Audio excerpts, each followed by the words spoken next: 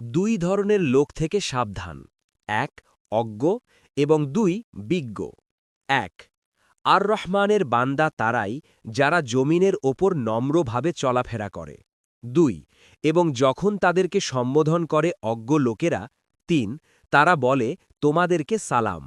সূরা আল ফুরকান ২৫ আয়াত ৬৩। মূর্খের সাথে দূরত্ব।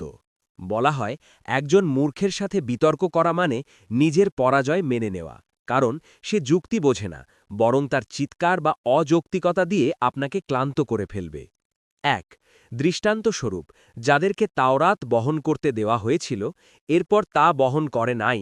দুই, যেমন দৃষ্টান্ত গাধার বহন করে সফরসমূহ, অর্থাৎ গাধা সফরে অনেক বোঝা বহন করে, ঠিক মানুষ তাওরাত বহন না করে মানব রচিত বহু পুস্তক বহন করে। তিন, কতই না নিকৃষ্ট দৃষ্টান্ত সম্প্রদায়ের যারা মিথ্যারোপ করেছে আল্লাহর নিদর্শনগুলোকে।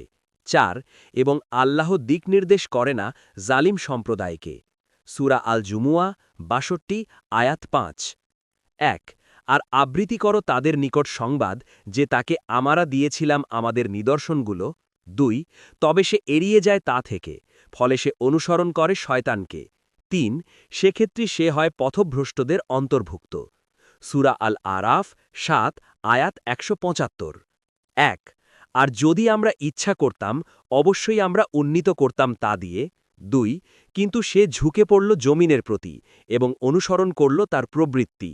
তিন, ফলে তাদের উদাহরণ যেমন দৃষ্টান্ত কুকুরের, যদি বহন করাও তার উপর হাঁপাতে থাকে।